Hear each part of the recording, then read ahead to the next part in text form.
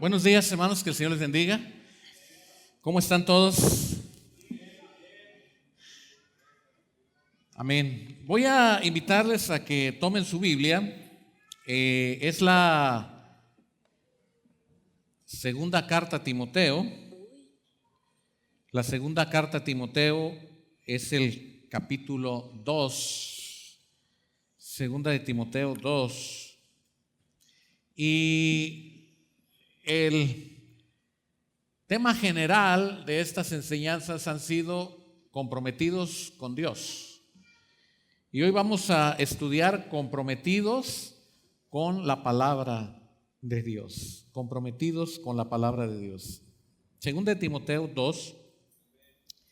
Pablo es el misionero que está enseñando a el joven Timoteo, que está pastoreando a una iglesia, y Pablo está dándole a manera de consejos joyas que usted y yo hoy podemos estudiar.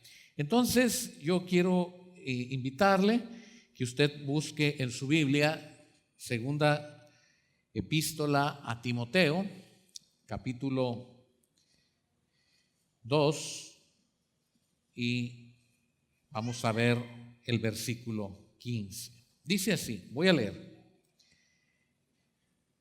Procura con diligencia presentarte a Dios aprobado, como obrero que no tiene de qué avergonzarse, que usa bien la palabra de verdad. Vamos a leer este versículo todos juntos, segunda de Timoteo. Leamos qué dice. Procura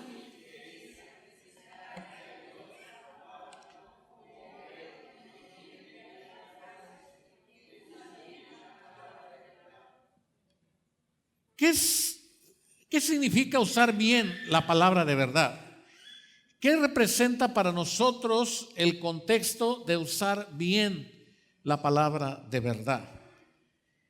Cuando nosotros conocemos del Señor, dice la palabra que hay una vida antigua, porque ahora todas las cosas son hechas ¿qué? Nuevas. Sin embargo, cuando llegamos a la vida nueva, tenemos que encontrarnos con la palabra viva de Dios. Y la palabra viva de Dios es lo que ahora va a moldear, a enderezar, a cambiar y transformar nuestra forma de vida. Es la palabra de Dios. El problema es que en la vida antigua nosotros no éramos gobernados, ni guiados, ni transformados por la palabra de Dios. ¿Qué nos gobernaba? Bueno, las costumbres, las tradiciones, las enseñanzas de quienes estaban a nuestro alrededor, las enseñanzas quizás de la escuela, y todo esto que la televisión, las películas y la vida de otras personas podían contagiarnos.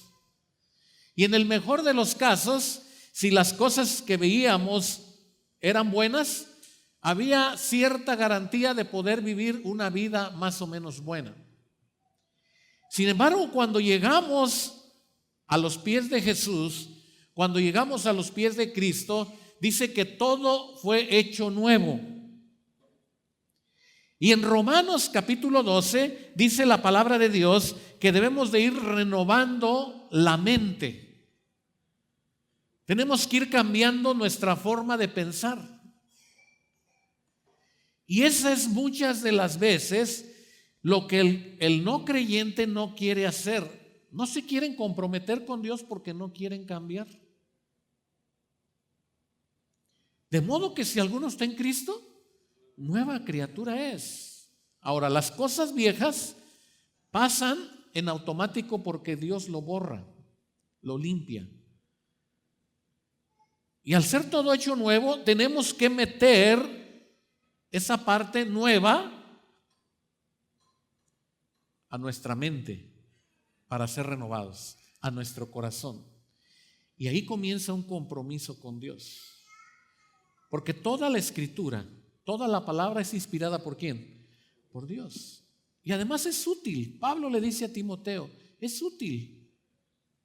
Y es útil para enseñar, para redarguir, para corregir, para instruir. Y le dice Pablo a Timoteo, te recomiendo, te exhorto a que prediques, a que exhortes, a que instes a tiempo y fuera de tiempo.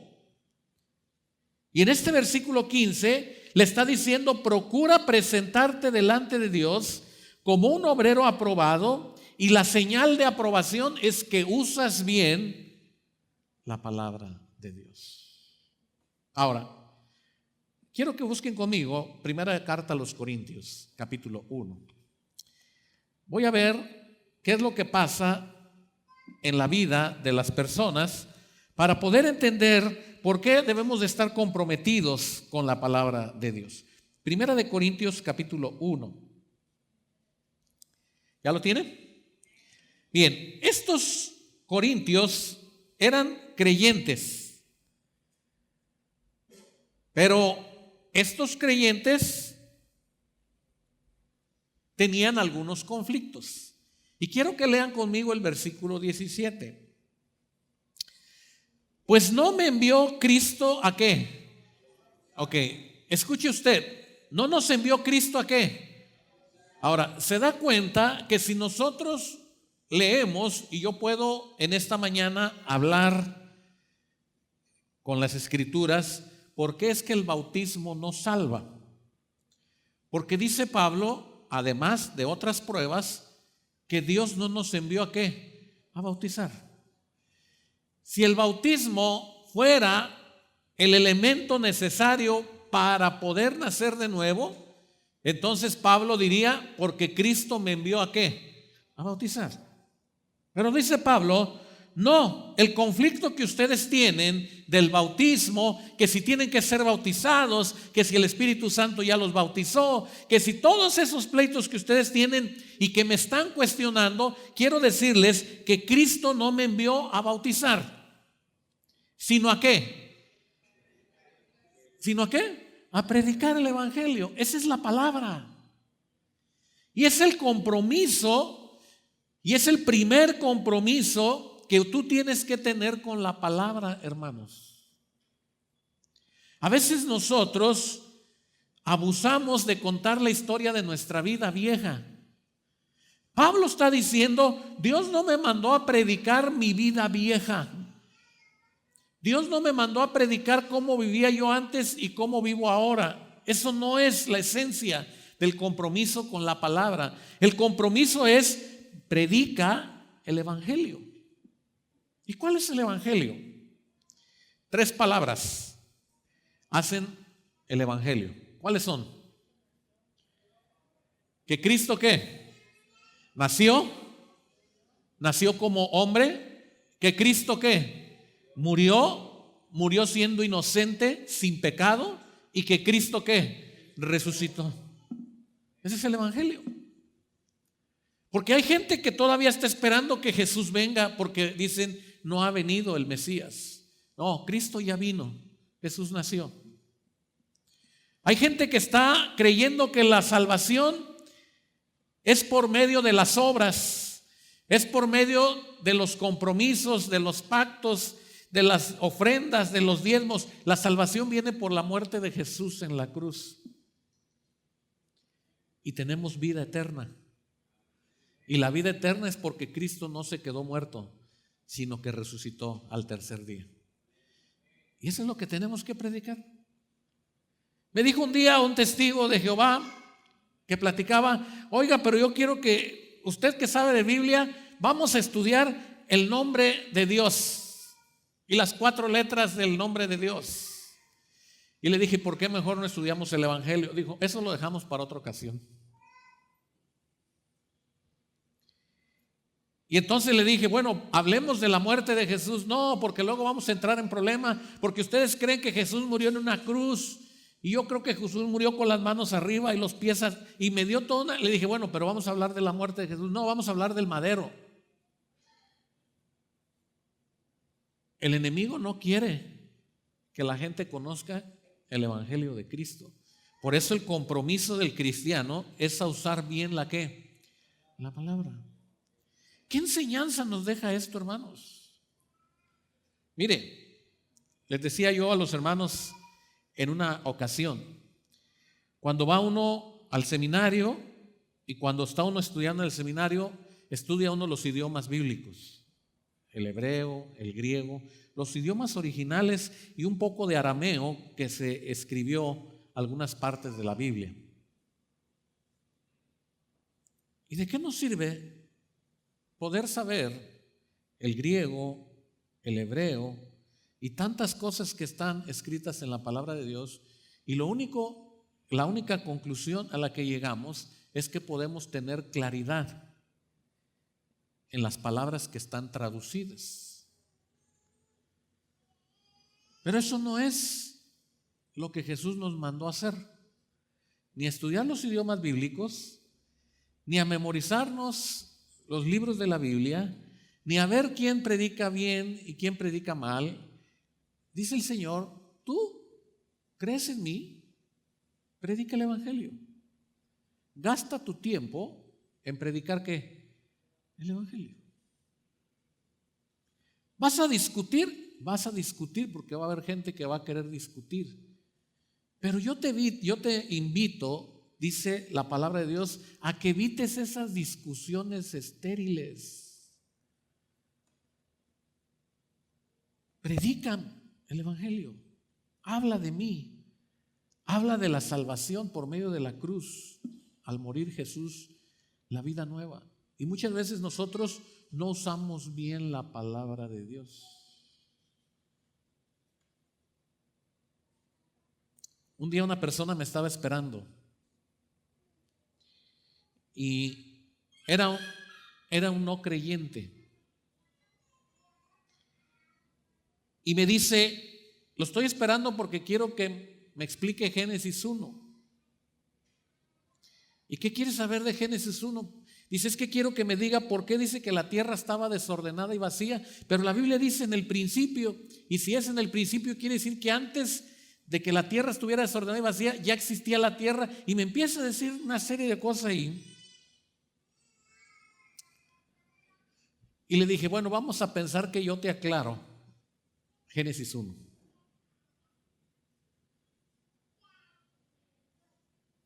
¿Qué vas a ganar tú con que yo te explique Génesis 1? ¿Qué ganaría usted que yo le explicara Génesis 1? Yo me voy a sentir bien chicho, decimos los mexicanos. El hermano me explicó Génesis 1. ¿Y de qué te sirvió?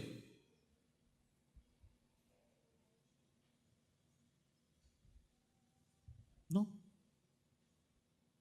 Y ahí a veces es donde nosotros no usamos bien la palabra. Le dije: déjame que te explique Génesis 1, pero también Juan 3:16. Me dijo: no, pero me interesa Génesis 1, pero a mí me interesa Juan 3:16. Bueno, primero explíqueme Juan 1:1 y si hay tiempo me explica Juan 3:16. No, te voy a explicar Juan 3:16 y después déjame que te explique Génesis 1. No quería. Le dije: ok, mi condición para yo decirte Génesis 1 es que yo te hable Juan 3:16. No, es que esa parte de la Biblia es la que quiero que usted me explique. Lo otro ya lo sé. No, déjame que te lo explique. Hermanos, usar bien la palabra de Dios significa que nosotros vamos a predicar el evangelio. ¿Por qué? Vea otra vez conmigo 1 Corintios 1:17. Pues no me envió Cristo a bautizar, sino a predicar el evangelio, no con sabiduría de ¿qué? ¿No con sabiduría de qué? Hermanos, el evangelio es tan sencillo que no tenemos que buscar adornarlo con tantas palabras para que no se haga vana la ¿qué? Para que no se haga vana la ¿qué? La cruz de Cristo. Quiere decir, hermanos, que nuestras opiniones, nuestros comentarios, nuestros análisis y todo lo que nosotros hagamos en torno del evangelio, dice el apóstol, sale sobrando. porque le estás dando más valor a tu interpretación, a tu mensaje, a tus palabras, a tu sabiduría, a tu conocimiento, que lo que yo quiero que digas. Imagínese que viene la hermana Luisita conmigo. Y la hermana Luisita me dice: hermano, quiero que ore por mí porque me duele el riñón. ¿Por qué no hace una oración por mí? Y entonces imagínese que yo le digo a la hermana: vamos a orar, hermana. Y yo empiezo: Padre, tú que abriste el mar rojo, que echaste los caballos del faraón en el mar, que te fuiste al desierto a hacerte... Y la hermana tiene el dolor. ¿Y qué estoy haciendo yo? Ahora, lo que estoy diciendo lo quiero decir con toda reverencia. Lo que yo estoy haciendo es quizás predicándole a la hermana, pero ella lo que necesita no más que yo diga: Señor, ayuda a la hermana con el dolor. ¿No era más fácil así? ¿No era más fácil decirle a la hermana: hermana, voy a orar? Padre, tú que estás en el cielo, mira a la hermana que está con ese dolor y yo estoy orando por eso que la hermana me pidió, y la hermana dice: gracias, hermano. Pero si yo tengo 5 minutos hablando, tú que hablaste con Nicodemo y le expusiste el plan, la hermana toda esta cuando decía: ¿a qué horas va a orar por el dolor?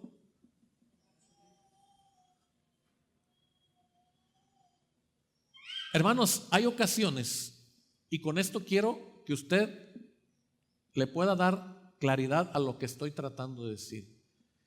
Va a haber ocasiones que usted va a tener 1 minuto con una persona, 1 minuto, y quizás no la vuelva a ver en su vida. Y usted, en lugar de hablarle del Señor, porque Dios lo puso allí para que usted le hablara del Señor, le habló del clima, de las elecciones, de que el Cruz Azul perdió con el América y se acabó. ¿Y qué pasó? Fuimos declarados obreros reprobados porque no usamos bien, ¿qué? La palabra de Dios.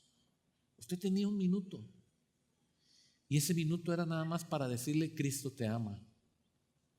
Y después le hubiera platicado lo demás, pero no había más que ese minuto. Y dice la palabra de Dios que nosotros lo hacemos indebidamente porque nosotros lo hacemos con sabiduría de palabras, hacemos menos el mensaje de la cruz y entonces no clarificamos el mensaje. Y vean lo que dice el versículo 18. Leamos el versículo 18. ¿Qué dice? ¿Por qué? Porque... Otra vez, vamos a leer el versículo 18 de 1 Corintios. Leamos. Porque la palabra de la cruz, pero a los que se salvan, la palabra para nosotros, ¿qué es? Poder de Dios. Para la gente que no conoce a Dios, ¿qué es? Locura. ¿Y cómo usamos el poder? Una gente con poder puede ser peligrosa si no sabe usar el poder. Un cristiano con el poder de la palabra de Dios puede ser peligroso si no usa bien la palabra de Dios. Pablo le dice a Timoteo: te encargo, te pido que te presentes a Dios como un obrero que usa bien la palabra. Esa palabra de locura para los que se pierden, esa palabra que es la que no se está predicando, es la que hace que el tiempo que usted y yo vivimos sea un tiempo de necedad. Dice el versículo 20: ¿dónde está el sabio? ¿Dónde está el escriba? ¿Dónde está el disputador de este siglo? ¿No ha enloquecido Dios la qué? ¿La sabiduría de qué? Del mundo. Y usted va a encontrar ahora textos, libros, donde ya es la compañera, el compañero y el compañere. Dios ha permitido enloquecer la sabiduría ¿de quién? Del mundo. Va a haber gente que va a decir, yo no soy ni hombre ni mujer. ¿Y qué eres? ¿Repollo? No. Todavía no descubro qué soy. Y esa es la sabiduría del mundo. Esa es la locura del mundo. Es que me veo en el espejo mujer, pero me siento hombre. Camino como mujer, pero me siento macho, bragado. Y usted dice, ¿y de qué está hablando esta persona? Esa es la sabiduría del mundo hoy. Y el cristiano dice que por estas cosas el mundo se corrompió a una situación de animal. Esto no es nuevo, hermanos. Lea Romanos capítulo 1. Fue entenebrecida la mente, fue bloqueado el pensamiento de tal manera que bajaron su condición de pensar como animales. Y dice la palabra en Romanos 1 que Dios los entregó a todos esos deleites de concupiscencias, pasiones vergonzosas, y que Dios los aborreció por esa conducta. Y lo único que nos puede mantener a nosotros alejados de llegar a enloquecer por esa sabiduría humana es la palabra de Dios. Es lo único, hermanos. Yo no veo aquí en la palabra de Dios que haya compañeros, varón y hembra, los creo. No hay más. Y honroso sea la multiplicación de la familia en hombre y mujer. Y eso está escrito en la palabra de Dios. Dice el versículo 19, por eso está escrito, destruiré, ¿qué? La sabiduría de quienes, y desecharé el entendimiento de quienes. Hermanos, hay ocasiones que tú puedes llegar a los pies de Jesús con tanto conocimiento, con tanta sabiduría, que ni aún la palabra de Dios puede entrar y transformarte porque no le has dado ese privilegio al poder de Dios. Y usted va a decir, pero ¿no está usted diciendo que todas las cosas son hechas nuevas? Sí, todas las cosas son hechas nuevas, pero a la hora de alimentarte, a la hora de poner tu mente a disposición, no la puedes poner a disposición porque tú privilegias tu sabiduría y tu entendimiento. ¿Y saben quién fue así? Job. Job no era un no creyente.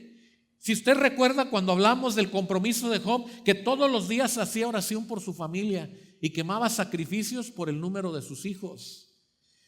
Y la expresión en el libro de Job es que Job era un hombre temeroso, de que era un hombre recto, de que era un hombre piadoso, de que era un hombre entregado a Dios. Y usted se da cuenta que Job era un creyente, pero en los últimos momentos de su vida, Dios le dice: ahora sujétate bien tu ropa porque te voy a hablar fuerte, duro, claro. Y empieza el Señor a decirle: ¿dónde estabas tú cuando yo creé los cielos y la tierra? ¿Dónde estabas tú cuando separé el sol de la luna? ¿Dónde estabas tú cuando los días se arreglaron? ¿Dónde estaba? Y le empieza a decir hasta que Job dice: Señor, me arrepiento.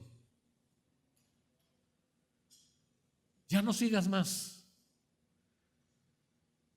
Dios tiene que usar su palabra, no la Biblia. La misma palabra Dios la tiene que usar con Job para poder enderezarlo y que él entendiera que estaba mal. Por eso la palabra de Dios debe de ser usada por los cristianos, por ti, por mí, para nosotros mismos ser enderezados, pero también para lograr enderezar a otros. El compromiso con Dios es de usar su palabra, hermanos. No mi experiencia, no mi conocimiento, es la palabra de Dios. Y ahí está. Job le dice al Señor: de oídas, ¿qué? De oídas te había oído, Señor, perdóname. Perdóname. De oídas te había. Yo no entendía bien lo que tú querías en mí. Y miren que cuando lee uno el libro de Job, uno encuentra un libro precioso de fe y dependencia de Job hacia Dios. Y cuando los amigos le están insistiendo a Job sobre su integridad, y cuando le están diciendo: mira, Dios ya te abandonó, y cuando la gente está dándole la espalda, Job es el que dice: yo sé que mi Redentor vive. Usted puede leer el libro de Job y en el libro de Job va a encontrar a un hombre de fe, pero le hacía falta la palabra, y la palabra viene de Dios. por allá del capítulo 37, 38, 39, 40, Dios habla con Job y le empieza a dar su palabra, y es cuando Job dice: ay Señor, me arrepiento en polvo y ceniza. Y llega a una conclusión, dice: ahora yo te preguntaré y tú me enseñarás. Ese es usar bien la palabra de Dios. Señor, no entiendo. Y hace un momento cantamos en la adoración este precioso canto que dice: tócame, háblame, de tal manera que yo pueda oír tu voz. Pero también debemos enseñar lo que Dios nos dice o lo que Dios nos ha enseñado a nosotros, porque la palabra de la cruz es locura. Versículo 22 de Primera de Corintios. Los judíos piden, ¿qué? ¿Qué piden los judíos? Queremos saber si realmente este es el Mesías. Queremos saber si realmente este es el Hijo de Dios. Queremos que se alineen los planetas. Miren, mucha gente eso nos pide para creer en Dios. Y los griegos, dice el versículo 22, ¿qué buscan? Esos eran los que se subían al aerópago a pensar y se ponían ahí y estaban ahí esperando que les cayera el WhatsApp. Y cuando ellos hablaban, sentían que sus palabras tenían que ser la más alta sabiduría. Y no cualquiera subía al aerópago, subían ellos nada más a disertar de Dios. Y ahí estaban. Los judíos piden señales, los griegos sabiduría. Mas nosotros, pero nosotros, versículo 23, ¿qué? ¿De veras? ¿De verdad? ¿Predica usted a Cristo crucificado? Vamos a leer versículo 22 y hasta donde dice crucificado del 23. Leamos todos juntos qué dice. Porque los judíos, pero nosotros, voltee con el que está ahí y dígale: yo predico a Cristo crucificado.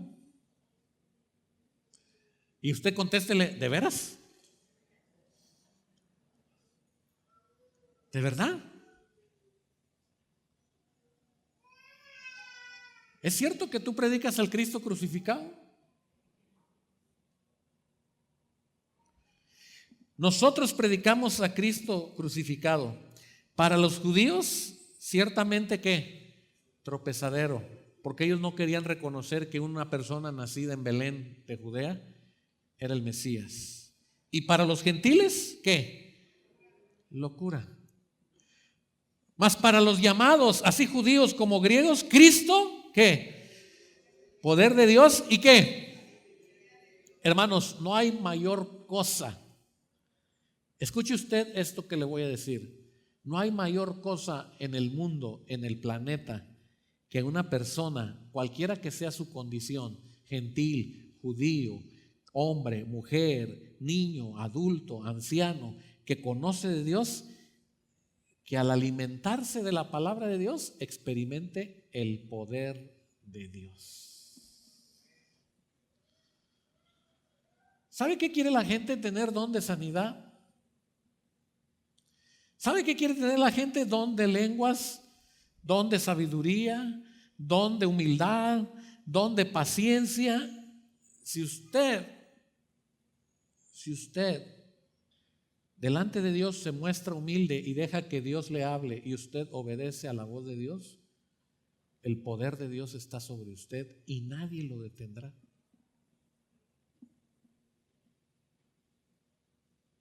Muchos han enseñado mal Proverbios cuando dicen: y el poder de la lengua y lo que declare tu lengua. Sí, siempre y cuando el poder de la lengua esté controlado y dominado por Dios. Por eso cuando Dios decía: ve y di, esa lengua ya llevaba el poder de Dios y esa persona iba y decía y se hacía lo que decía. Ese es el poder de la lengua. Cuando aquel hombre se para frente al templo de la hermosa y dice: oro no tengo, plata no tengo, pero lo que tengo te doy. ¿Y qué suelta? El poder de Dios. Y aquel hombre está ahí esperando que le den una moneda. Y aquellos hombres le dicen: no traemos, pero lo que tenemos te damos. Levántate y anda. ¿Cuántas cosas hermosas podemos encontrar nosotros si usamos correctamente la qué? La palabra de Dios. Versículo 25. Porque lo insensato de Dios es más sabio que ¿qué? ¿Qué es lo insensato de Dios? ¿Acaso Dios tiene algo insensato? Lo insensato de Dios es más sabio que los hombres. ¿Sabe qué es lo insensato de Dios? Todos aquellos, usted y yo, que fuimos declarados muertos en delitos y pecados, pero que ahora somos llamados ¿qué? Hijos de Dios. Eso es lo insensato de Dios. Yo tengo unas ovejas que si usted las conociera, usted diría: esas son las ovejas del hermano. Esas son mis ovejas.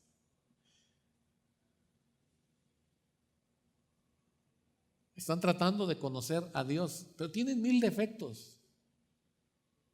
Y uno dice: esas son las ovejas. Sí. Y recuerdo de un hermano que venía aquí a la iglesia. Y dice que en una ocasión vino el general aquí, general Cárdenas, y él era uno de los que andaba con él en aquellos años del general Cárdenas, y que invitaron al general a una pelea de gallos, y el general no tenía gallos, pues él no venía a esa pelea de gallos. Y este hermano que nos contaba esa historia dice, se llamó Luis: mira, Luis, ve y consígueme un gallo, el que sea. ¿Cómo voy a llegar yo a una pelea de gallos sin gallo? Consígueme un gallo, el que sea. Y Luis no sabía de gallos, y anduvo casa por casa, un gallo, hasta que encontró, y ya se hacía tarde, encontró un gallo, pero un gallo feo, trespeleque. Y le dijo a la persona: pues ahí tengo ese, si le sirve, pues este. Y lo echó adentro de un costal, y ahí va. ¿Y qué esperaba la gente que sacara el general? Un gallo fino, un gallo de pelea. Y le dice el general: Luis, ¿trajiste el gallo? Sí, mi general, se me puso difícil, pero usted no va a quedar mal, le traje un buen gallo. Y el general esperaba un buen gallo, y saca y ve ese gallito tan feo.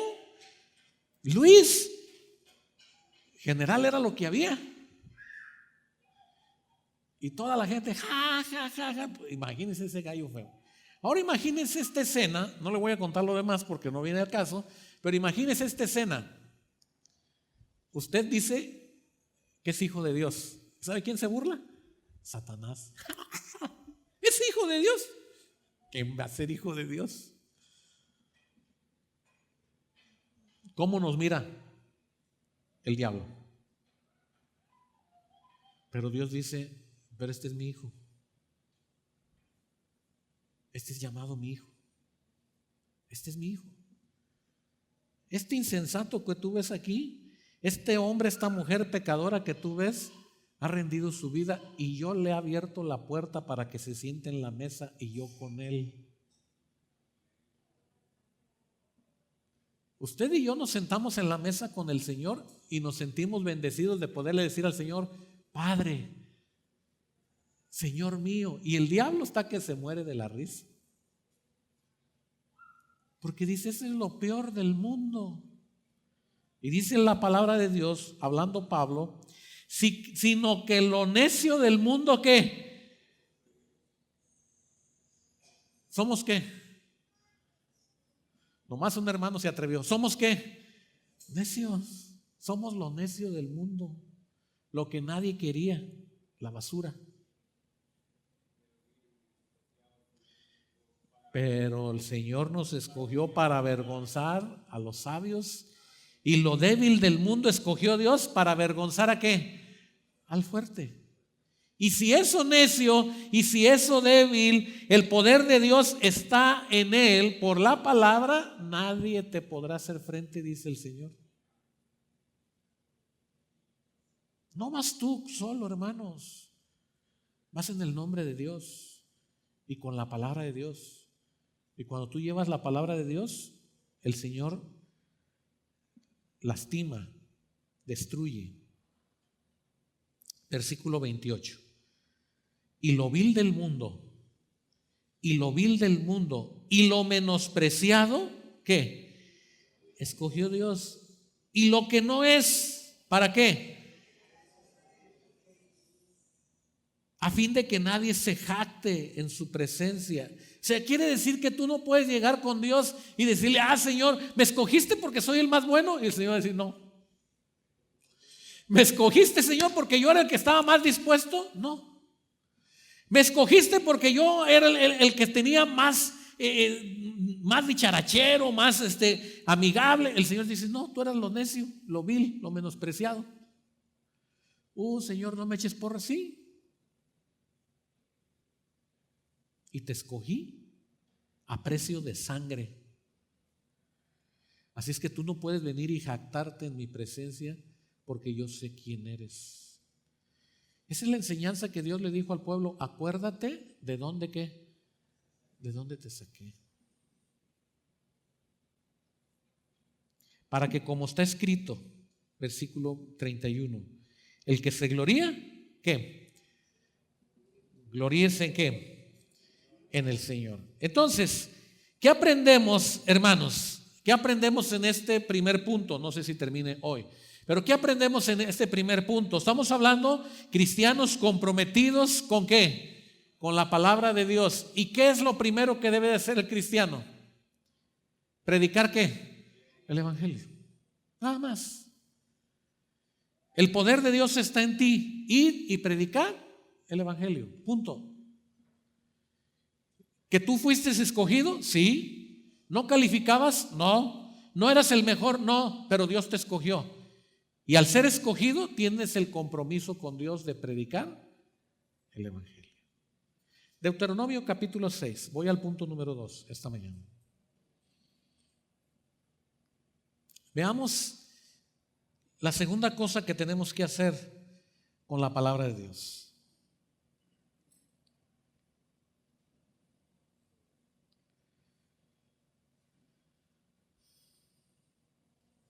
Versículo 1, Deuteronomio 6, versículo 1. Estos pues son los mandamientos, estatutos y ¿qué? Que Jehová vuestro Dios mandó. Entonces hay tres cosas: mandamientos, estatutos y ¿qué? Y decretos. Ahora, estas tres cosas vienen de parte de Dios. Y estas tres cosas, hermanos, vienen en un momento clave de la humanidad, porque estamos viviendo muchos problemas con estas tres cosas. Usted me va a decir, en este contexto de la palabra de Dios, ¿por qué dice Moisés, estos son los mandamientos, estatutos y decretos? Ahora voy a empezar de derecha a izquierda. ¿Cuáles son los decretos? Bueno, lo que Dios decretó es lo que es inmutable, no cambia. Ese es un decreto de Dios. Entonces, al día con el sol le llamó día, y a la noche con la luna le llamó ¿qué? Noche. ¿Y eso es un decreto de quién? Eso es un decreto de Dios. Eso no cambia. Usted no puede venir y decir ahora que la noche sea día y que el día sea noche. No. Usted lo puede intentar, pero Dios no lo decretó así. Dios es el único que puede decretar, y lo decreta por medio de su palabra. Así lo llamó Dios. Ahora, viene otro decreto de Dios. ¿Cuál es? 6 días trabajarás, mas el último, el séptimo, ¿es para quién? ¿Eso qué es? Ese es un decreto de Dios.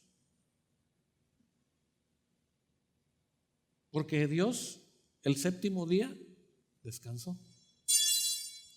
Cuando Dios descansó, no se había promulgado la ley. Este fue un decreto de Dios. Este es inmutable, hermanos. Esto no cambia. Varón y hembra, ¿los qué? Los creó. fructificad y multiplicad la tierra, sojuzgadla. Ese es un decreto ¿de quién? De Dios. No hay otro método aprobado por Dios más que la unión de hombre y mujer. Y los dos serán una sola carne. ¿Quién lo dice? ¿La ley? No. La ley llegó después que Dios lo decretó. Y esto es inmutable, esto no cambia. Y toda aquella persona que muere, dice que aquella persona que muere, su cuerpo va ¿a dónde? Su carne va ¿a dónde? Al sepulcro. ¿Y el aliento de vida lo recoge quién? Ese es un decreto que nadie puede transgredir. Que yo vi en un camino y en el camino se me atravesó el hermano Jorge y me sacó de... No, eso... Si usted muere, usted morirá conforme al decreto de Dios. Dios tomará el aliento y el cuerpo tendrá que ir al lugar de muerte, el sepulcro. Ese es un decreto de Dios. Para que todos aquellos que muramos, hemos de morir una sola vez en la voluntad de Dios. Hay otro decreto de Dios, y este decreto de Dios es que cada uno de nosotros se convierte en templo del Espíritu Santo al nacer de nuevo. ¿Cuántos dicen amén? No es si usted decide o quiere. Yo no tengo ganas que el Espíritu Santo venga en mí, entonces usted no es hijo de Dios. Si usted es hijo de Dios, dice la palabra que tú eres morada ¿de qué? Y eso nadie lo puede cambiar, hermanos. Nadie. Ese es un decreto de Dios. La vida eterna fue decretada ¿por quién? Por Dios. Para que todo aquel que en mí crea no se pierda más que. Eso nadie lo puede mover. Eso es inmutable. Eso no tiene nada que ver con el día y con la noche. Eso es algo que tiene que ver con una decisión soberana de Dios y Dios. Pero también dice Dios, y quien no me quiera y quien me rechace y quien su nombre no esté escrito en el libro de la vida, entonces le espera ¿qué? El infierno, donde será echado en el lago de fuego junto a Satanás. Ese es un decreto que viene de parte de ¿quién? De Dios. Y usted no lo va a poder cambiar. Y vi que vino un cielo nuevo y una tierra nueva, la nueva Jerusalén, donde no habrá más tristeza, ni más llanto, ni más dolor, donde todos los redimidos estaremos con el Señor. ¿Eso quién lo decretó? Dios. Y es inmutable, no cambia. Cuando Moisés está diciéndole al pueblo, estos son los decretos que Jehová me pidió que les enseñase, les está diciendo todo lo que Dios dijo que no tiene sustitución ni cambio. Y ese es un decreto de Dios.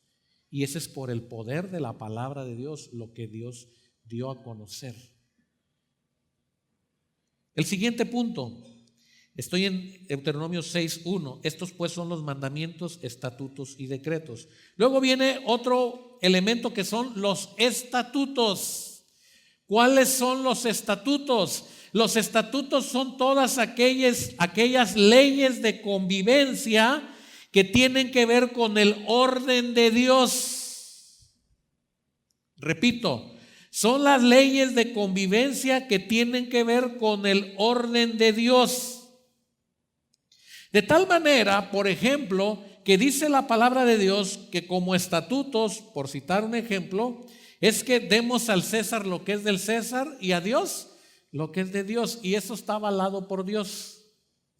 Si usted va conmigo, no lo busque en ese momento, si usted va conmigo a los momentos previos al nacimiento de Jesús, dice que hubo un edicto que todo el mundo fuese ¿qué? Empadronado. Y Dios permite cosas que tienen que ver con un orden para que los seres humanos convivamos en paz. Por eso Dios respeta las leyes que tienen que ver con la moralidad y con los principios de convivencia. Dios respeta esas leyes. porque Él también instituyó estatutos para su pueblo. En aquellos días, Dios demandó que este pueblo tuviera estatutos para convivir. Lo que Dios no aprueba son aquellas leyes que se hacen para burlar la ley de Dios, el mandato de Dios, el pensamiento de Dios. Por eso cuando usted encuentra que la ley castiga a un hombre que asesina, Dios dice, está bien, porque en su ley divina Dios dice, no que, no matarás. Todos los estatutos son los que tienen que ver con nuestra convivencia. Pero también en el plano espiritual Dios tiene estatutos para nosotros, para que podamos convivir. Y hablamos el domingo pasado de que era nuestra obligación asistir a la casa de Dios. No dejar de congregarnos como algunos tienen por costumbre. Guárdate el día de reposo para santificarlo. Acordaos de vuestros pastores. Cada uno dé como propuso en su corazón. Cosas que tienen que ver con las leyes espirituales que Dios está buscando de cada uno de nosotros que cumplamos. Y finalmente, el último elemento son todos los mandamientos. Y los mandamientos son todas aquellas órdenes que vienen de parte de Dios para circunstancias y momentos específicos y claros en tu vida. ¿Se acuerdan que Jonás quería ir a Tarsis? ¿Y Dios a dónde lo mandó? ¿A dónde lo mandó? A Nínive. Lo mandó a Nínive. ¿Y él? A Tarsis. ¿Se acuerdan ustedes que Dios le dijo por medio de la palabra que usted y yo conocemos, cuando salió Lot y su esposa, aquellos ángeles le dijeron, caminen, pero no voltees hacia dónde? Hacia atrás. ¿Y qué hizo la esposa de Lot? Las cosas que Dios te va a hablar y que Dios te va a decir que hagas en momentos, en circunstancias precisas, esos son los que tomaremos en este momento para esta enseñanza como los mandatos de Dios. Aquellos que Dios te va y te dice que cumplas y que hagas, que son para una situación que Dios te está indicando. Y de repente cuando tú dices, no sé por qué, pero Dios me puso en el corazón ir a visitar a mi tía. Quizás tienes que hablar con Dios y decirle, Señor, ¿qué quieres que yo haga con mi tía?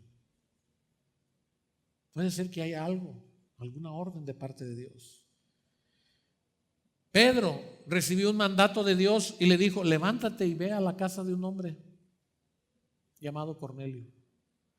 Ananías recibió el mandato de Dios y le dijo, ve, porque va a venir una persona a buscarte.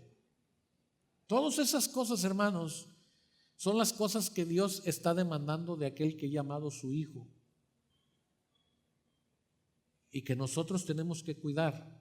¿Qué es lo que tenemos que cuidar? Ahora sí, lea conmigo Deuteronomio 6, versículo 1. Todos juntos, ¿qué dice?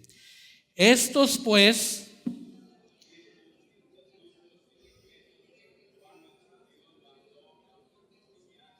para que los pongáis.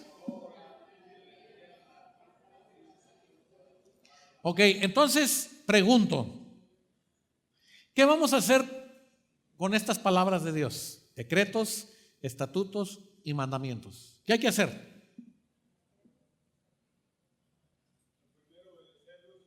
Ponerlos en obra. Póngalos en obra.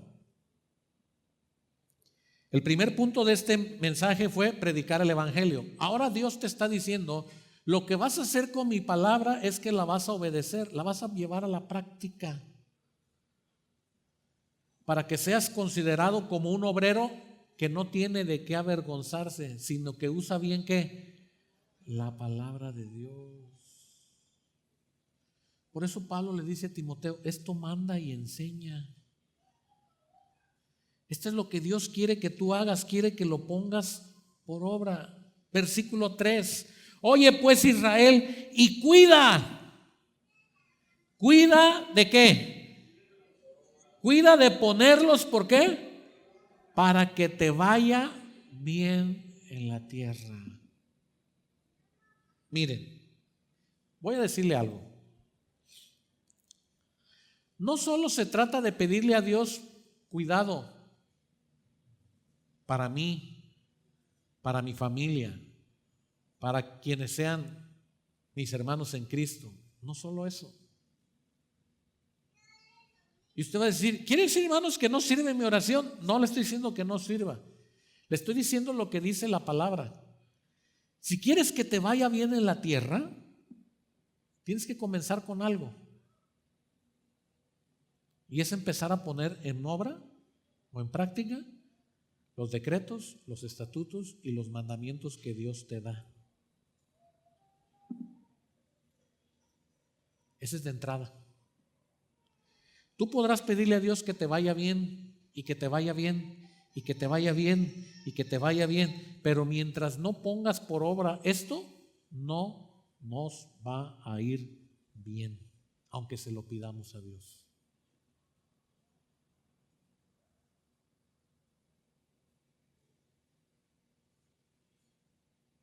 Y a veces la gente no entiende esto. Y una vez un creyente se molestó conmigo porque me pidió que orara por él porque se iba a cruzar la frontera de ilegal.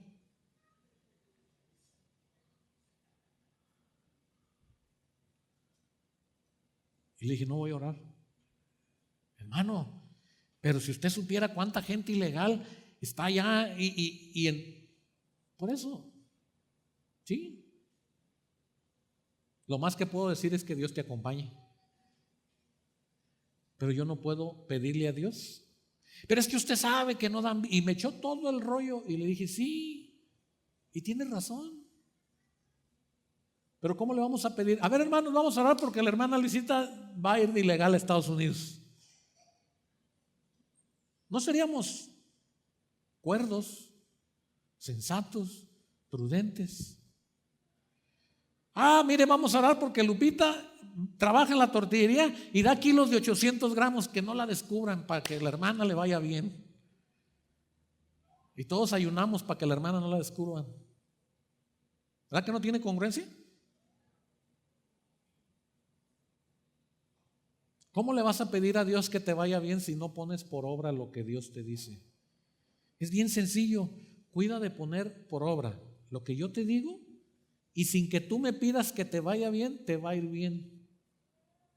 ¿Sabe por qué a mucha gente que no es cristiana le va bien? Por esto. Porque tratan a su manera de obedecer y de hacer cosas bien y de no meterse en problemas a su manera, sin conocer de Dios. Hay gente muy honrada, muy honesta, que no son creyentes. Gente que se ha propuesto hacer cosas buenas y le va bien. Porque aquí no está diciendo que solo es para los cristianos. Está diciendo que todo aquel que guarda y pone por obra los mandamientos de Dios en la tierra, le va a ir bien.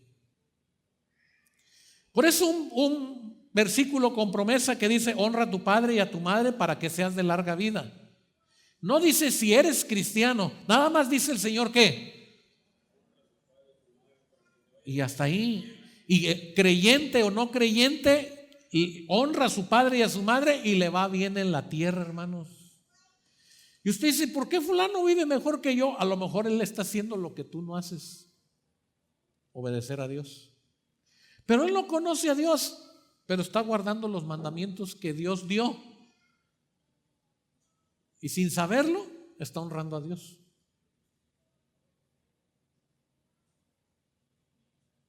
Por eso no se trata solamente de venir a un templo. Por eso no se trata solamente de que toquemos algún instrumento o enseñemos. Se trata de ponerlos por obra.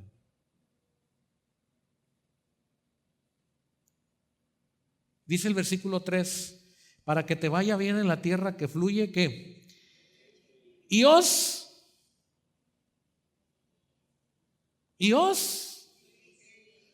¿saben cuál es el secreto para que la iglesia crezca?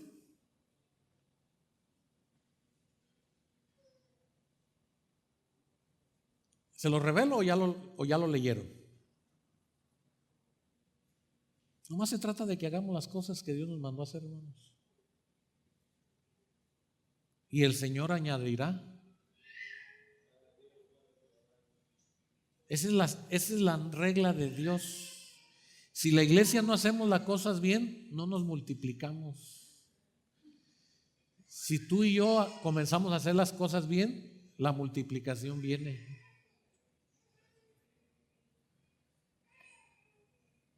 ¿Qué tenemos que hacer? Esdras, quiero que vaya conmigo y aquí voy a terminar.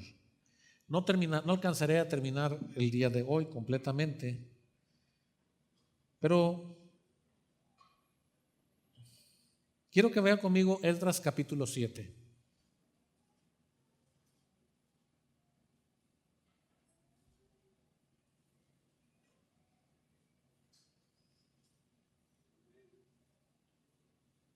Escuche usted lo que le voy a leer con atención.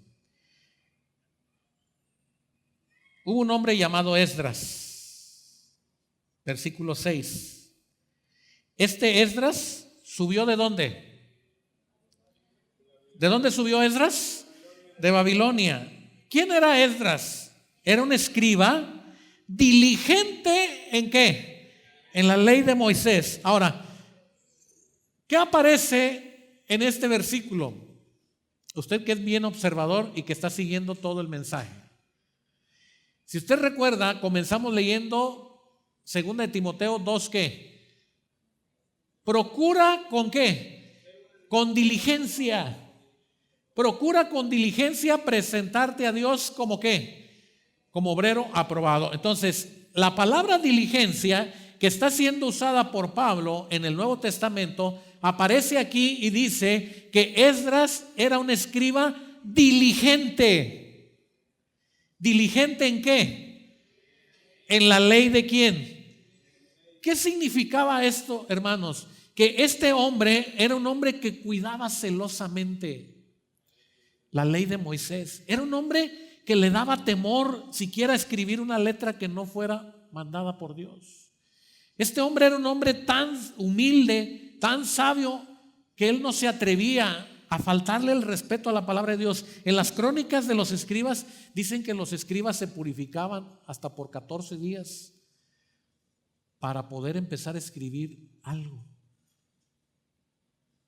porque ellos sentían que estar escribiendo la palabra de Dios era un privilegio que se debía hacer de la mejor manera posible. Ellos cuidaban celosamente que no se borrara ninguna letra de la palabra de Dios.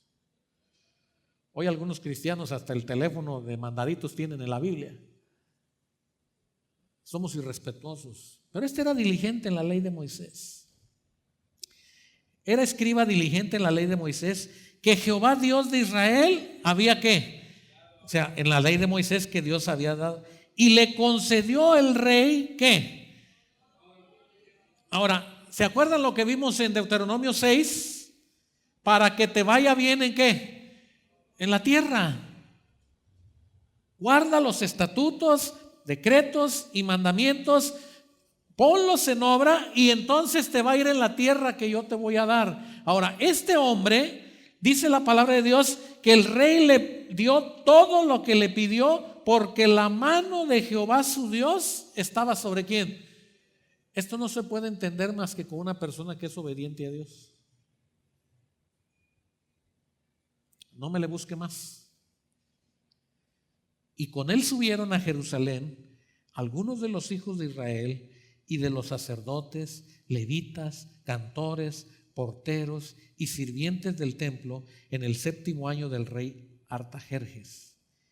Y llegó a Jerusalén en el mes 5 del año 7 del rey. Porque el día 1 del primer mes fue el principio de la partida de Babilonia. Ellos salieron de Babilonia y llegaron a Jerusalén, estando con él la buena mano de Dios. Versículo 10, ahí está la explicación. Porque Esdras había preparado su corazón. ¿Para qué? Para inquirir la ley de Jehová, para cumplirla y para enseñar en Israel sus estatutos y decretos. ¿Cuántos dicen amén? Vamos a leer el versículo 10. Leamos. porque Esdras había preparado su corazón para inquirir la ley de Jehová y para cumplirla y para enseñar en Israel sus estatutos y decretos. Ese es el obrero aprobado que Dios quiere. Ese es el obrero comprometido que Dios quiere con su palabra. Ese es, hermanos. No hay otro. No somos buenos padres o no seremos buenos padres por darle todo lo que los hijos nos piden. Pero seríamos buenos padres si les entregamos la palabra y los enseñamos a obedecer la palabra de Dios. Porque a esos hijos les iría bien. ¿No seríamos buenos trabajadores si como trabajadores primero no entendiéramos la palabra de Dios y en nuestro trabajo pusiéramos por obra todo lo que Dios nos enseña? Y entonces nos iría bien. ¿No seríamos buenos hijos, buenas familias, si lo que hemos aprendido de Dios no lo ponemos por obra? Para que en el hogar nos vaya bien. ¿No seríamos buenos creyentes si en la iglesia no ponemos por obra todos los mandamientos de Dios? El problema es que no hemos puesto nuestro compromiso serio de predicar el evangelio y de obedecer la palabra de Dios. Yo quiero que se ponga de pie.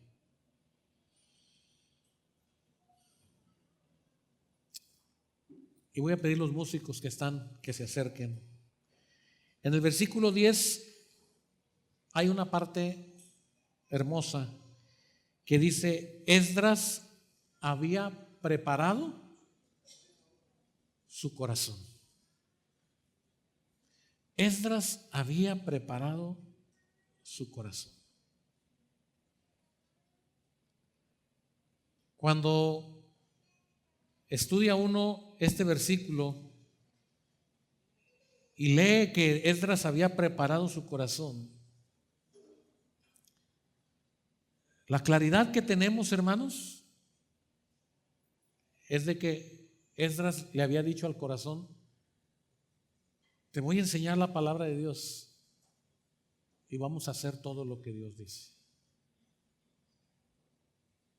El problema de mucha gente que viene a la iglesia es que escucha la palabra de Dios, pero no hacemos lo que Dios nos dice. Ese es el problema.